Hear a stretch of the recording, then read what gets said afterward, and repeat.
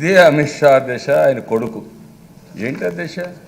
ఈ దేశంలో అడిగేవాళ్ళు లేకపోతే ఇష్ట ప్రకారం మాట్లాడుతున్నారు. 16,000 రెట్లు ఆయన కొడుకుల ఆస్తులు పెరిగాయి. నా ఆస్తులు 16,000 కోట్లు పెరగలా. ప్రతి సంవత్సరం నేను ఆస్తులు ఇస్తున్నా. 16,000 రెట్లు పెరిగితే, ఆస్తులు పెరిగితే ఎంక్వైరీ లేదండి? ఆయన వచ్చి దేశం అంతా వచ్చి నీతిపరుడుగా మాట్లాడితే మేము వినాలండి ఆయన నీతి? అదే నిలదీస్తున్న అధ్యక్ష ఈ సభ ద్వారా. నిన్న పలాసలో ఏం జరిగిందో భవిష్యత్తులో ఎవ్వరు కూడా మీ మీటింగ్ కూడా వచ్చే పరిస్థితి ఉండదు. ఒకవేళ పోయినా అలాంటి వాళ్ళు రాష్ట్ర ద్రోహుల కింద మిగిలిపోతారు తప్ప ఇంకోటి కాదని చెప్పి కూడా నేను మీకు తెలియజేస్తున్నా. వాళ్ళ విషయాలు మాట్లాడకుండా నా విషయాలు మాట్లాడతారా మీరు? ఇంకో పక్క అధ్యక్ష 14 అంశాల్లో 10 అంశాలు చేసేసారట. ఎవరి చెవులో పూలు పెడతారని అడుగుతున్నాను నేను. మీ చెవులో మీరే పువ్వు పెట్టుకుంటున్నారు, మీ నెత్తిన మీరే హస్తం పెట్టుకుంటున్నారు.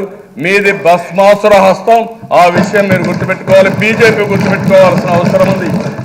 ఈరోజు అధ్యక్ష ఒక మాట అన్నాడు అధ్యక్ష,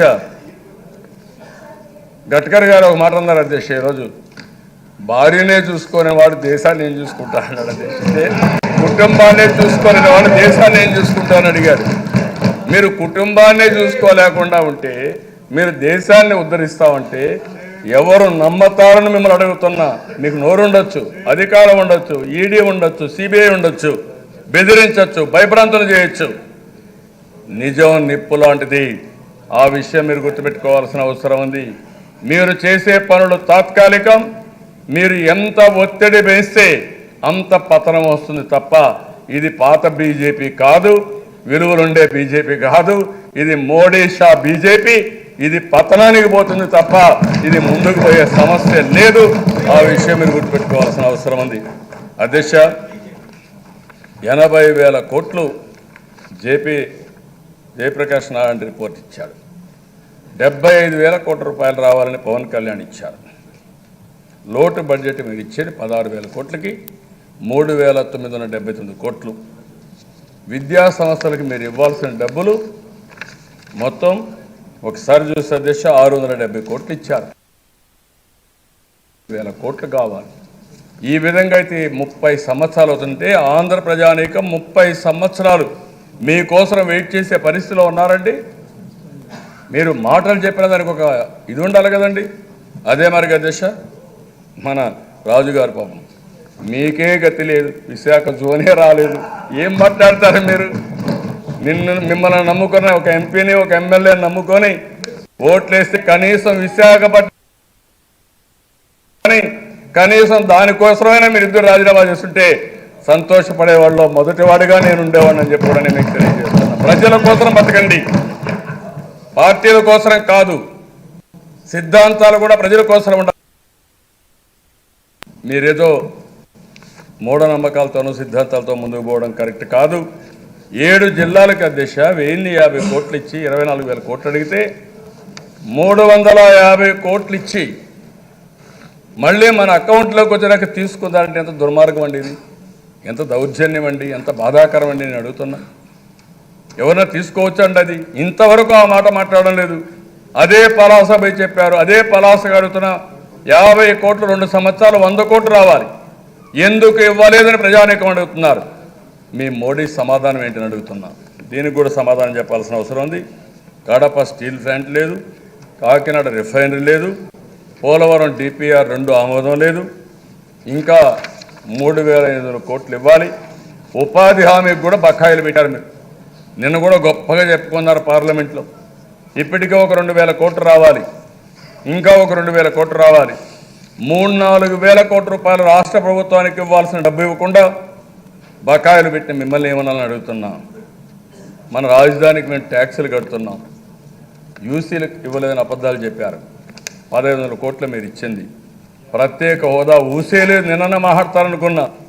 నేను అడుగుతున్నా, రేపటి నుంచి ఎప్పుడు వచ్చినా, ప్రధానమంత్రి వచ్చినా, అమిత్ షా వచ్చినా ప్రజలు అడిగే క్వశ్చన్సే నేను అడుగుతున్నా. దీనికి సమాధానం చెప్పిన తర్వాత మీరు రావాలి తప్ప మీరు వచ్చి పుండు మీద కారం జల్లి ఆనందపడాలంటూ మాత్రం అది జరగదు. ఈ సభ ద్వారా హెచ్చరిస్తున్నానని చెప్పి కూడా మీకు తెలియజేస్తున్నాను.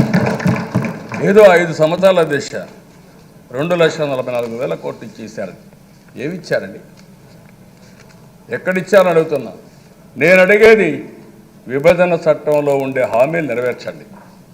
మీరు ఇది కడవన్నీ మేము ఎక్కువ డ్రా చేసామా, తక్కువ డ్రా చేసామా, తీసుకోలేకపోయాం, అది వేరే కథ. మా సమర్థ ఉంటే 10 రూపాయలు తీసుకుంటాం తప్ప, మీ గైడ్లైన్స్ ప్రకారం తీసుకున్నాం తప్ప ఇంకోటి కాదు. ఆ విషయం గుర్తుపెట్టుకోవాలి. ఇంకో పక్కన ఈ జాతీయ రహదారులు నేను డిబేట్ చేయడానికి సిద్ధంగా ఉన్నా. గుజరాత్కి ఎన్ని ఇచ్చారు, మహారాష్ట్రకి ఎన్ని ఇచ్చారు, వేరే రాష్ట్రాలకు ఎన్ని ఇచ్చారు, మాకెన్ని ఇచ్చారో నేషనల్ హైవేస్లో కూడా నేను డిబేట్ చేయడానికి సిద్ధంగా ఉన్నానని చెప్పి కూడా నేను మీకు తెలియజేస్తున్నాను. ఇంకో పక్క దశ నేను యూటర్న్ తీసుకున్నాను అన్నారు. నాది యూటర్న్ కాదు, నాది రైట్ టర్న్. మీది వంకర టర్న్లు, మీవి వంకర టింకర్లు టర్న్లు మీవి. ఎప్పుడు కూడా మీకు ఇది నేను ఈ రాష్ట్రం కోసం ఉన్నా, తెలుగు జాతి కోసం ఉన్నా, తెలుగు జాతి కోసమే మీతో కలిసా.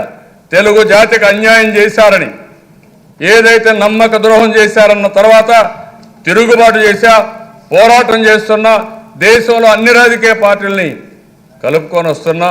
తప్పకుండా ఈ రాష్ట్రానికి న్యాయం జరిగే వరకు పోరాటం ఆపే సమస్య లేదని మరొకసారి తెలియజేస్తున్న దిశ. ఏదో మా అబ్బాయి పదవి కోసం నేను ఉన్నానంట ముఖ్యమంత్రి చేయడానికి. నీకు చెప్పానండి అమిత్ షా గారు, ఇప్పుడు చెప్పాను నేను.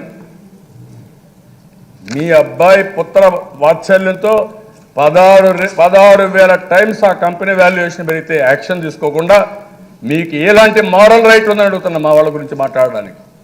మీకు అలాంటి మారల్ రైట్ లేదు. ఆ విషయం గుర్తుపెట్టుకోవాలి. నేను ఉండేది ఈ ప్రజానీకం కోసం ఉన్నా, ప్రజల కోసం ఉన్నాను తప్ప ఇంకోటి కాదు. ఆ విషయం గుర్తుపెట్టుకోవాల్సిన అవసరం ఉంది. ఇంకో పక్కన దశ నేనేదో ఆడవాళ్ళంతా నా మీద కోపంగా ఉన్నారంట.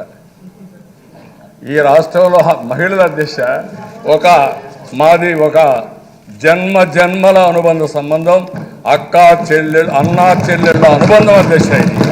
ఆ అనుబంధం మీకు తెలియదు. అందుకే నిన్న పసుపు కుంకుమ కింద తల్లిదండ్రులు ఇవ్వకపోయినా, అన్నదమ్ములు ఇవ్వకపోయినా, ఒక అన్నగా నా చెల్లెళ్ళకి ఇచ్చిన ఏకైక కానుక పసుపు. 10,000 రూపాయలు ఒకసారి ఇచ్చాను, నిన్న ఇచ్చాను.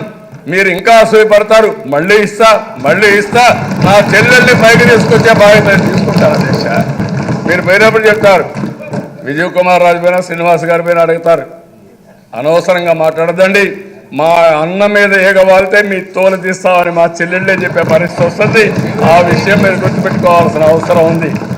అందు గురించి మీరు మాట్లాడతారు. ఆ విషయం రాయలసీమకి ఏమి రాలేదంటారు. నేను అడుగుతున్నా, Kia, Celkon, Indian designing, exports, 1-2 కాదు, ఇసూజీ, ఏషియన్, ఇలాంటి చాలా కంపెనీలు వచ్చాయి. చరిత్రలో జరగని అభివృద్ధి రాయలసీమలో జరిగింది. రాయలసీమ మీరు మొండి చేయి చూపిస్తే రాయలసీమ స్టీల్ ప్లాంట్ ఇచ్చి ఆదుకున్న ప్రభుత్వం తెలుగుదేశం ప్రభుత్వం కడపలో అని చెప్పడం మీకు తెలియజేస్తున్నాను. నా వల్ల కాదంట అభివృద్ధి చేయడం. మీకు అభివృద్ధి అంటే తెలుసా? ఎప్పుడన్నా అభివృద్ధి అనేది ఆలోచించారా? అమిత్ షాకి ఎక్కడన్నా అభివృద్ధి తెలుసా? ఎక్కడయా మీరు? 4 ఏళ్ల మునుపు ఎక్కడున్నారు సార్ వీళ్ళు? ఢిల్లీకి వస్తారే కళ్ళు నెత్తుకొస్తాయండి. ఇష్టానుసారంగా మాట్లాడతారు. 40 సంవత్సరాలుగా రాజకీయాలు ఉండే 35 సంవత్సరాలుగా నిబద్ధతతో ఉన్న రాజకీయ నాయకుడు అధ్యక్ష నాకు. ఆ రోజు వాజ్పేయి గారు అధ్యక్ష, నంబూద్రిపాద్ దగ్గర నుంచి అదే మరిగా సుర్జిత్ కానీ, జ్యోతిబాస్ కానీ ఇలాంటి లీడర్స్ అందరితో కలిసి పనిచేసిన అనుభవం అధ్యక్ష. అలాంటిది వదిలిపెట్టి మీరు చెప్తున్నారు. 650 అవార్డులు మీరే ఇచ్చి మీరు నన్ను విమర్శిస్తే మీకు ఏ అర్హత ఉందో ప్రజలు అడిగే పరిస్థితి వస్తుందని చెప్పి కూడా నేను మీకు తెలియజేస్తున్నాను అధ్యక్ష. ఆంధ్రప్రదేశ్కి అన్నీ ఇచ్చామంటున్నారు, ఏమీ ఇవ్వలేదు. మళ్ళీ చెప్తున్నా, మీరు ఇచ్చింది ఏమీ లేదు, వచ్చింది కూడా ఏమీ లేదు. నేను ఒకటే మిమ్మల్ని కోరుతున్నా, రాష్ట్ర ప్రజానికం అడిగేది ఒకటే క్వశ్చన్ అడుగుతున్నారు, ఎందుకు మాకు ప్రత్యేక హోదా ఇవ్వరు? ఎందుకు విభజన చట్టంలో ఉండే హామీలను అమలు చేయరు? ఇక్కడవన్నీ కథలన్నీ వదిలిపెట్టండి, కట్టిపెట్టండి, మీ బాధ్యతను నెరవేర్చండి.